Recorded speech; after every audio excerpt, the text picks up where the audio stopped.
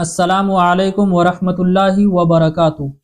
نماز کا بہت ہی ضروری مسئلہ ہے جو مجھ سے کافی لوگ پوچھ چکے ہیں، تو میرے دل میں بات آئی یار اس کے اوپر ایک کلپ بنا کر آپ تک پہنچا دی جائے تاکہ آپ کو بھی فائدہ ہو جائے۔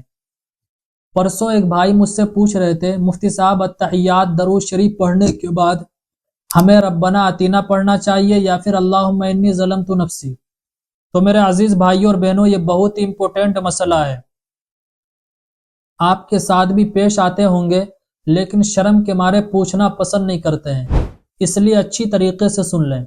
جب ہم نماز پڑھ رہے ہوتے ہیں تو قاعدہ اخیرہ یعنی لاسٹ والی رکعت جو ہوتی ہے اس میں جب ہم بیٹھتے ہیں، جس رکعت میں سلام پھیرتے ہیں، تو لاسٹ والی رکعت میں بیٹھنے کے بعد پہلے ہم التحیات پڑھتے ہیں، پھر درود شریف پڑھتے ہیں۔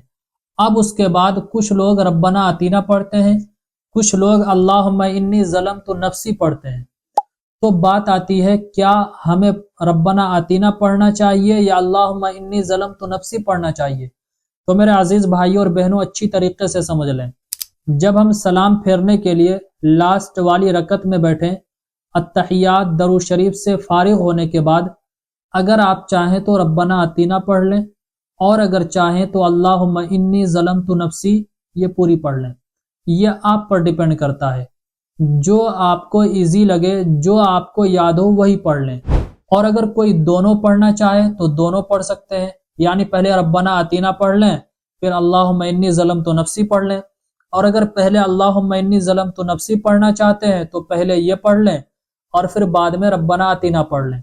اور اگر کوئی صرف ربنا آتینا کو ہی 2-3 مرتبہ پڑھنا چاہتا ہے تو 2-3 مرتبہ یہی پڑھ لیں۔ جتنی بھی دعائیں قرآن اور احادیث میں آئی ہوئی ہے ان دعاؤں میں سے جو بھی آپ کو یاد ہے اسے آپ درود شریف کے بعد پڑھ سکتے ہیں۔ اگر آپ کو کئی ساری دعائیں یاد ہے اور آپ 2-3 دعائیں ان میں سے پڑھنا چاہتے ہیں تو 2-3 دعائیں بھی پڑھ سکتے ہیں، اور اگر ایک ہی دعا کو 2 مرتبہ یا 3 مرتبہ پڑھنا چاہتے ہیں تو 2 یا 3 مرتبہ بھی پڑھ سکتے ہیں۔ یہ کوئی منع نہیں ہے کہ صرف ہم اللہم انی ظلمت نفسی ہی پڑھیں یا ربنا آتینا ہی پڑھیں، جو آپ کو یاد ہو وہ پڑھیں اور جتنا پڑھنا چاہیں اتنا پڑھیں۔ تو میرے عزیز بھائیوں اور بہنوں، امید کرتا ہوں یہ بہت ہی امپورٹنٹ مسئلہ تھا، آپ کو اچھی طریقے سے سمجھ میں آ گیا ہوگا۔